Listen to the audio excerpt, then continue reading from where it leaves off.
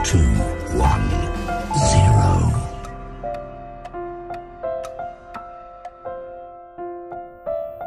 Halo, assalamualaikum semuanya. Semoga semuanya dalam keadaan sehat dan bahagia ya.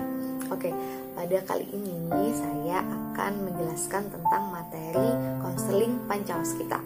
Nah, mungkin teman-teman bertanya, apa sih maksudnya konseling Pancawaskita gitu? Ini adalah paduan dua kata ya, yaitu panca dan waskita. Nah, oke, kita bahas dulu konsep dasarnya. Jadi, konseling Pancawaskita ini ada atau disingkat Kopasta merupakan pendekatan konseling yang dikembangkan oleh Profesor Praitno. Beliau adalah salah satu tokoh bimbingan dan konseling di Indonesia yang mengajar di Universitas Negeri Padang. Nah, jadi Kopasta atau konseling Pancawaskita ini merupakan salah satu bentuk pendekatan dalam konseling dengan memadupadankan teori konseling atau eklektik ya. Jadi atau disebut konseling integritas juga karena memadukan beberapa pendekatan yang ada di dalam konseling. Nah, lalu Kopasta ini menitik beratkan pada wawasan Pancawaskita. Nah, Pancawaskita mengintegrasikan 5 faktor yang mempengaruhi individu. Nah, apa sih artinya panca dan waskita? Nah, panca itu artinya 5, sedangkan waskita itu adalah kalau dalam Kamus Besar Bahasa Indonesia merupakan sesuatu yang terang, yang tajam penglihatannya seperti itu. Jadi waskita itu istilahnya adalah sifat-sifat yang baik, yang unggul, yang mulia. Nah, dalam hal ini yang dimaksud adalah konseling yang mengedepankan dengan kecerdasan, kekuatan, keterarahan, ketelitian, dan kearif bijaksanaan. Nah, dalam konsep yang digagas oleh Profesor Praitno, konseling Pancawaskita ini adalah konseling yang mendasarkan pada 5 hal ya. Nah, yang pertama adalah Pancasila. Kita tahu ya bahwa dalam Pancasila itu ada sila-sila yang cukup bagus isinya, mengatur pola kehidupan masyarakat, khususnya masyarakat Indonesia. Ada sila ketuhanan yang Maha Esa, ada sila kemanusiaan yang adil dan beradab, sampai sila kelima, keadilan sosial bagi seluruh rakyat Indonesia. Nah, itu mengandung nilai luhur. Nah, yang kedua yang dimaksud dalam Pancawaskita, yang kedua itu adalah lirahid, yaitu 5 ranah kehidupan. Yaitu ada jasmania rohania, ada sosial material, ada spiritual dunia akhirat, ada lokal global atau universal. Jadi itu ya, ada ranah kehidupan manusia itu ada jasmani rohani, sosial material, dunia akhirat, lokal versus global. Nah, seperti itu. Dan yang ketiga adalah mendasarkan pada pancadaya. Ya, pada diri manusia itu ada daya takwa, yaitu tentang keberagamaan, daya cipta terkait kekuatan kita, ada daya rasa terkait keterarahan, ada daya karsa terkait ketelitian, lalu ada daya karya ya terkait karya suatu kearif bijaksanaan juga, atau suatu karya, suatu kreativitas. Nah, seperti itu. Jadi pada dasarnya manusia itu punya 5 daya itu. Nah, selanjutnya konsep yang keempat adalah mendasarkan pada masidu, yaitu 5 kondisi yang ada pada diri individu. Nah, yang terdiri dari rasa aman, kompetensi, aspirasi, semangat, dan penggunaan kesempatan. Nah, lalu yang kelima, ini konsep yang kelima, yaitu likuladu, 5 kekuatan di luar individu yang terdiri atas gizi, pendidikan, sikap, perlakuan orang lain, budaya, dan kondisi insidental. Nah, jadi konseling Pancawaskita ini mendasarkan pada 5 konsep tadi ya, Pancasila, lirahid, 5 ranah kehidupan manusia, pancadaya, lalu masidu, 5 kondisi yang ada dalam diri individu ya, terkait tadi rasa aman, kompetensi, aspirasi, semangat, dan penggunaan kesempatan. Dan yang terakhir adalah likuladu, yaitu 5 kekuatan dari luar individu yang meliputi gizi, pendidikan, sikap, perlakuan orang lain, dan budaya, juga kondisi insidensial atau kondisi insiden. Oke, sekarang kita bahas hakikat manusia menurut pandangan konseling Pancawaskita. Nah, jadi manusia itu adalah suatu keberadaan dalam alam semesta ini yang disebut dengan sebuah gatra. Nah, berbeda dari gatra-gatra lain yang bukan manusia, maka manusia itu ada gatra ADD, arti dari dalam, dan ADL, arti dari luar. Nah, ciri-cirinya ya, yang pertama adalah ADD sangat bervariasi antara individu yang satu dengan individu yang lain, dan individu dapat memahami ADD-nya sendiri. Nah, arti dari dalam itu adalah kita mengartikan diri kita sendiri nih. Oh, misalkan kita sebagai sosok yang menyenangkan, oh kita ini adalah sosok yang tertutup, kita adalah sosok yang misalkan tidak mudah memaafkan orang lain dan sebagainya. Nah, lalu ada juga ADL nih. Nah, ciri yang kedua ya, selain dapat memberikan ADL atau arti dari luar kepada gatra-gatra di luar dirinya, manusia pun dapat memberikan ADL kepada dirinya sendiri. Nah, misalkan nih kita pernah berinteraksi dengan teman, dengan orang lain, lalu ada orang lain yang memberikan penilaian pada diri kita. Nah, yang dari luar itu kita masukkan ke dalam diri kita. Jadi arti dari luar, yang misalkan ada orang yang berpendapat bahwa kita itu adalah orang yang misalnya ceria, dermawan. Nah, jadi lalu kita masukkan dalam diri kita. Nah, itu arti-arti dari luar yang kita dapatkan. Nah, seperti itu. Lalu ada ciri yang ketiga, yaitu antar sesama individu atau sekelompok manusia itu dapat saling memberikan ADL. Nah, tadi ya antar teman saling berinteraksi. Oh, misalkan aku baru tahu loh kamu itu ternyata kamu punya bakat menjadi good listener, yaitu pendengar yang baik misalkan. Nah, mungkin selama ini kita nggak menyadari gitu. Namun karena teman kita ada yang menyampaikan pada kita bahwa kita itu punya bakat untuk jadi good listener, maka akhirnya kita bisa mengartikan, oh iya ya, aku bisa menjadi pendengar yang baik. Nah, seperti itu. Lalu ciri yang keempat adalah ADD dan ADL terhadap diri sendiri serta ADL dari luar diri itu terus-menerus berinteraksi yang menghasilkan perkembangan pada diri individu. Nah, jadi adanya ADD, adanya ADL tadi itu berinteraksi sehingga bisa membentuk kepribadian pada manusia ya. Jadi penilaian diri kita, penilaian dari orang lain itu bisa membentuk kepribadian kita.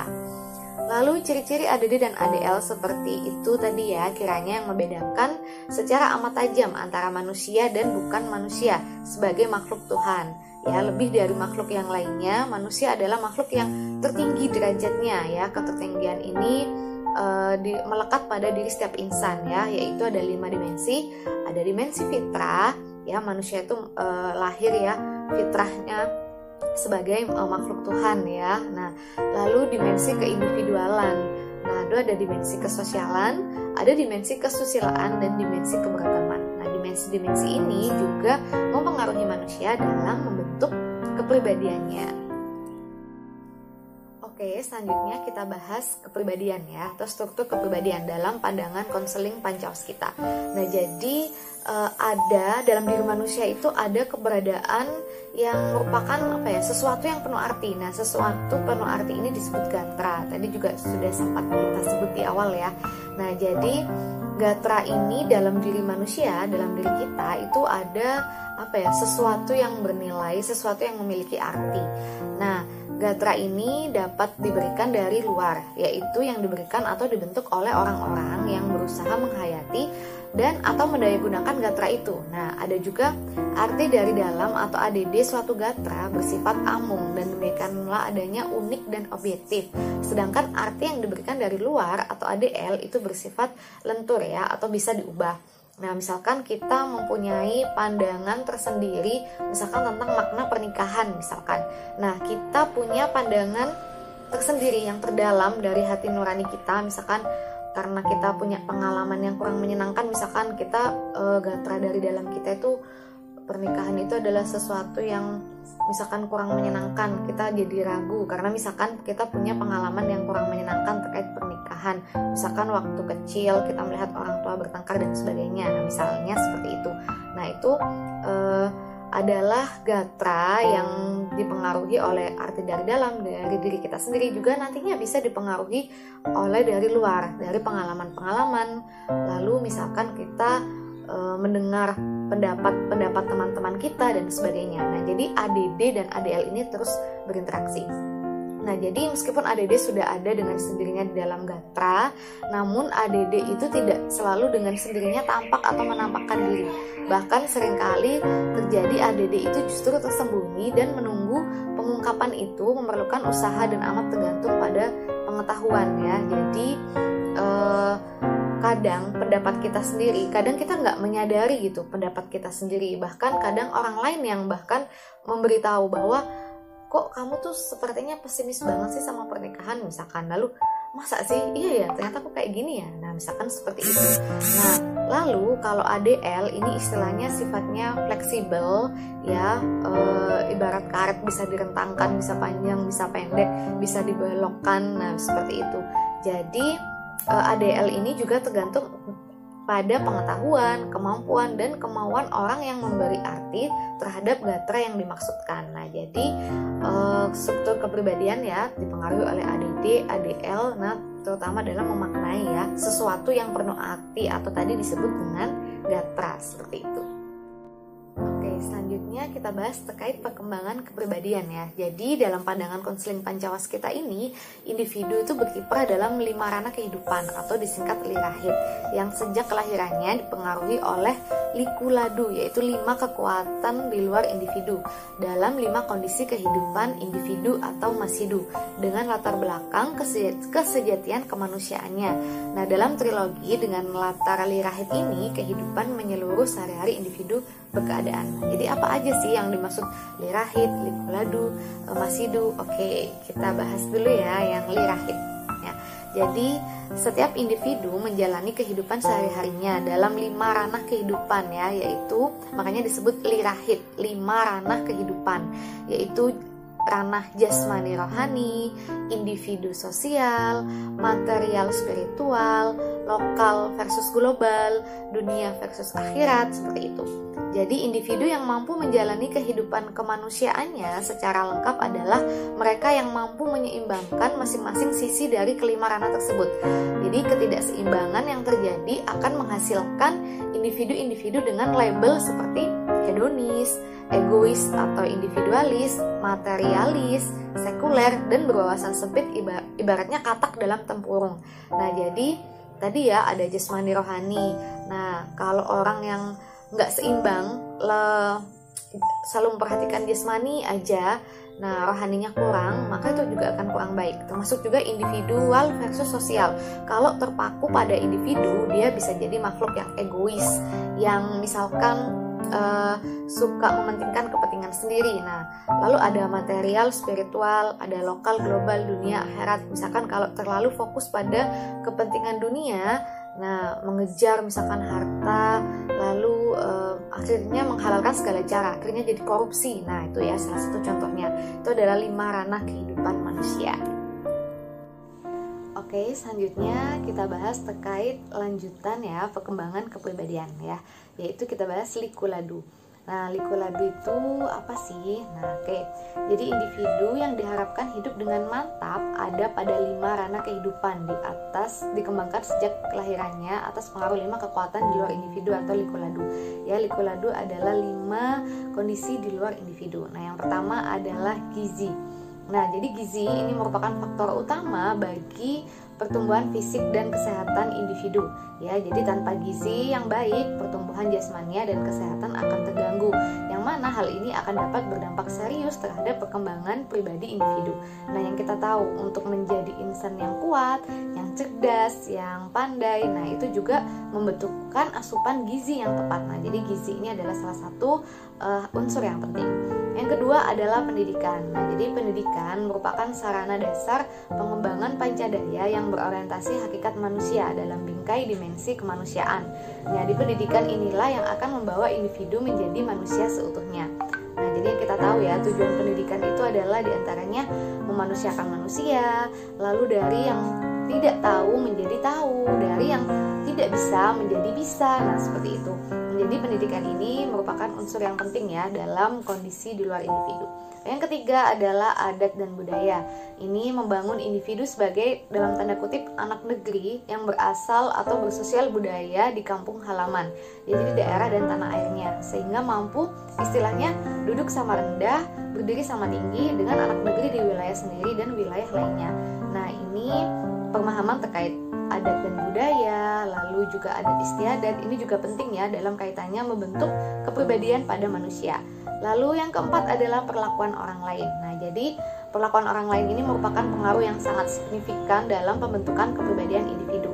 Jadi sikap dan perlakuan yang aman, nyaman, dan penuh kasih sayang itu akan membangun pribadi yang berbudi dan baik hati ya. Sedangkan sikap dan perlakuan yang beringas, yang kasar, antagonis, itu akan membentuk pribadi yang istilahnya ganas, panas, dan intoleran gitu ya istilahnya. Nah, jadi penting sekali ya, apalagi perlakuan orang lain itu bisa menyebabkan pengalaman yang ada pada diri kita. Nah, sehingga itu bisa membentuk atau mempengaruhi pembentukan kepribadian. Nah, selanjutnya ada kondisi insidental ya. Kondisi insidental ini adalah peristiwa atau keadaan yang tidak kita rencanakan, tidak terduga, bisa positif bisa negatif. Misalnya nih, kita udah prepare, misalkan kita naik mobil, sudah kita servis sebelumnya, sudah kita cek. Nah, namun qadarullah karena kondisi di jalan misalkan belum kondusif karena ada yang ngebut dan sebagainya, akhirnya misalkan kecelakaan. Nah, ini adalah kondisi-kondisi yang kita tidak bisa memprediksi sebelumnya. Nah, ini adalah kondisi insidental. Nah, jadi likuladu 5 kondisi di luar diri individu ya. Tadi ada gizi, pendidikan, adat budaya, perlakuan orang lain, dan juga kondisi insidental. Ini mempengaruhi kepribadian manusia.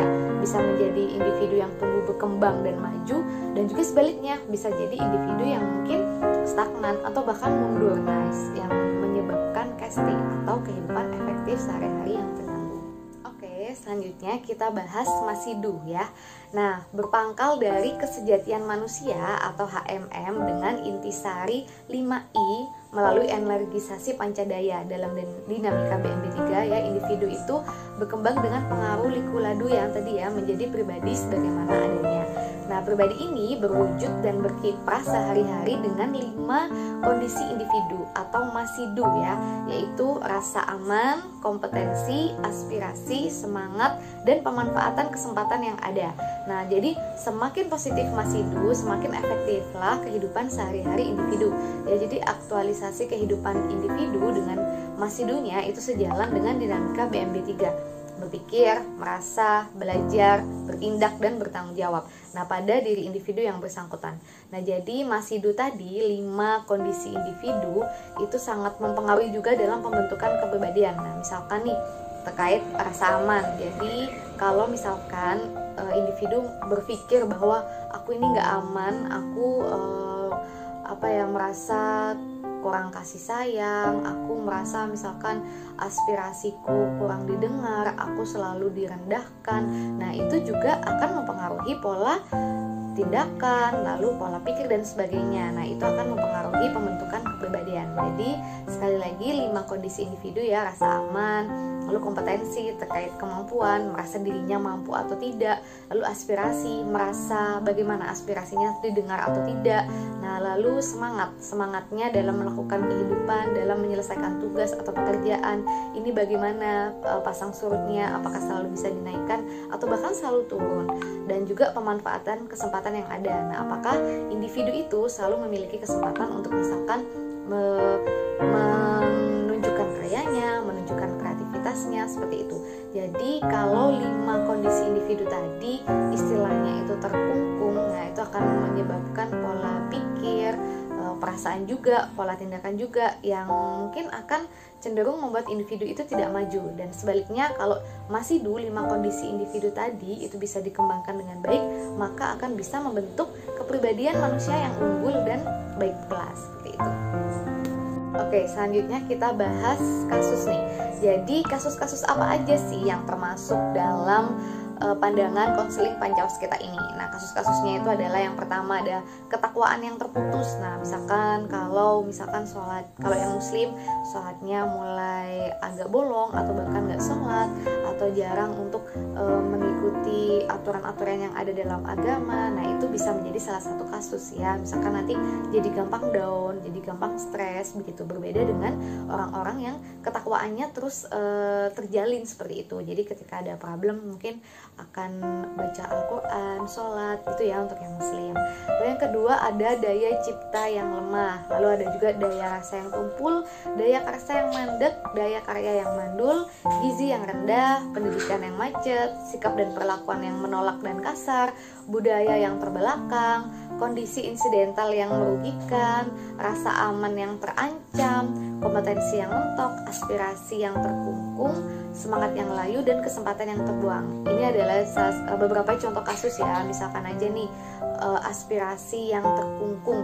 Jadi misalkan waktu itu pengalaman konseling Bu Devi, misalkan ada klien ini seorang anak SMA. Jadi selalu mendapatkan perlakuan-perlakuan kasar dari orang tua. Misalkan maaf ya, selalu dilabel dengan dasar kamu itu anak, misalkan maaf, GOBLOK dan sebagainya. Nah, itu adalah salah satu permasalahan yang terkait dengan sikap dan perlakuan yang menolak dan kasar. Nah, akhirnya si anak ini ketika di sekolah dia kurang konsen dengan pelajaran, sering merasakan kesedihan, jadi merasa dirinya itu tidak berharga, tidak dianggap, dan akhirnya efeknya ketika ngomong sama orang tua pun anak ini juga akhirnya balas dengan perkataan yang kasar. Nah, sehingga hubungan antara orang tua dan anak juga kurang terjalin. Nah, seperti itu. Dan yang paling merugikan bagi anak itu adalah sekolahnya. Jadi kurang fokus, kurang konsentrasi, dan akhirnya anak ini sering mencari pelarian pada kegiatan-kegiatan lain di luar sekolah, seperti itu. Itu adalah salah satu beberapa contoh kasus ya, seperti itu. Oke, selanjutnya kita bahas terkait tujuan konseling dalam konseling Pancawaskita ini. Nah, menurut Prof. Prayitno, konseling Pancawaskita itu mempunyai tujuan, yaitu agar terbangunnya gatra baru melalui pengungkapan. Masih ingat nggak tadi gatra apa? Gatra itu adalah sesuatu yang penuh arti ya dalam diri manusia. Nah, jadi tujuan konselingnya terbangunnya gatra baru melalui pengungkapan, analisis, pemaknaan secara tepat dan positif terhadap arti dalam diri atau ADD, lalu arti dari luar atau ADL, lalu keberadaan yang sedang ada atau KSA, serta pembinaan keberadaan yang sedang ada baru dengan memperhatikan keberadaan yang mungkin ada atau KMA positif yang ada pada diri klien. Nah, jadi tujuan konseling Pancawaskita ini agar individu memiliki pemikiran, pemahaman, pandangan baru tentang dirinya, tentang kondisi di luar dirinya gitu. Jadi sesuatu yang saat ini terjadi misalkan negatif, nah diarahkan biar untuk lebih positif, lebih bermakna guna, berdaya guna, seperti itu. Jadi pelayanan konseling secara langsung terfokus kepada kemasan kehidupan manusia yang berlandaskan kesejatian kemanusiaan atau HMM, yang terarah kepada keberadaan, perkembangan, dan kemajuan kehidupan yang optimal sesuai dengan zamannya dalam dimensi dunia dan akhirat. Jadi fokus ini secara nyata terarah pada terbinanya KES atau kehidupan efektif sehari-hari yang sedapat-dapatnya berkelanjutan dan tertanganinya KES-T setuntas mungkin. Nah, jadi melalui pemaknaan harkat martabat manusia, bahwa manusia itu punya daya takwa, daya cipta, daya rasa, dan manusia itu adalah makhluk yang luhur dan berakal. Nah, maka dengan landasan itu dan juga pada pijakan ya dalam kehidupan dunia dan akhirat juga. Nah, ini harapannya konseling Pancawaskita ini bisa menuntaskan KES-T-nya ya, kehidupan efektif sehari-hari yang terganggu menuju KES atau kehidupan efektif sehari-hari. Nah, jadi pengembangan KES dan penanganan KES-T itu diselenggarakan dengan memperhatikan dan menegakkan seoptimal mungkin. Yang pertama, pengembangan bagi aktualisasi HMM, yaitu harkat martabat manusia, bahwa manusia itu fitrahnya adalah suci, fitrahnya adalah punya kemampuan, dibekali dengan akal. Nah, seperti itu berarti bisa memilih kondisi atau pandangan yang terbaik dalam hidupnya. Lalu yang kedua, penyelenggaraan, fasilitas, dan penanganan liku ladu ya. Tadi ada 5 kondisi di luar individu ya, terkait ada gizi, pendidikan, dan sebagainya tadi. Lalu yang ketiga adalah optimalisasi masidu positif ya. Jadi tujuan konseling Pancawaskita ini agar manusia itu bisa memiliki 5 kondisi individu yang positif tadi ya. Ada aspirasi, ada kompetensi, ada kesempatan, dan sebagainya. Lalu yang keempat adalah energisasi pancadaya melalui dinamika BMB3 tingkat tinggi. Nah, jadi kita arahkan berpikirnya apa sih sekarang yang kamu pikirkan terkait diri kamu misalkan. Lalu M-nya merasa, apa yang kamu rasakan. Lalu diarahkan untuk bersikap, bertindak, dan bertanggung jawab. Tentu secara lebih positif ya, untuk mengentaskan case-nya tadi. Dan yang kelima adalah praktik profesional yang mantap. Jadi tujuan konseling Pancawaskita ini adalah untuk sebagai ajang ya, konselor untuk berpraktek yang profesional dan mantap. Jadi kita menghilangkan tuh yang namanya ini anak kepala sekolah, ini anak orang yang nggak mampu, seperti itu. Jadi benar-benar tujuannya adalah memberikan pelayanan konseling yang profesional dan mantap. Oke, selanjutnya kita bahas terkait teknik umum ya yang digunakan dalam konseling Pancawaskita. Nah, jadi teknik umum ini apa aja? Nah, yang pertama adalah penerimaan terhadap klien. Nah, jadi kita harus bisa menerima klien dengan ramah, hangat, tulus. Nah, dengan begitu klien akan merasa nyaman dan selanjutnya bisa merasa terbuka dalam melakukan kegiatan konseling. Nah, yang kedua adalah sikap dan jarak duduk. Nah, jangan sampai ketika misalkan tatap muka kita duduk itu terlalu dekat atau terlalu jauh. Nah, karena nanti akan kurang nyaman ya. Nah, seperti itu. Kalau dalam pandemi seperti ini, konseling bisa dilakukan secara online, berarti bisa melalui telepon atau video call. Lalu yang ketiga adalah kontak mata. Nah, kalau misalkan tatap muka, nah sebisa mungkin kita melakukan kontak mata yang tepat ya.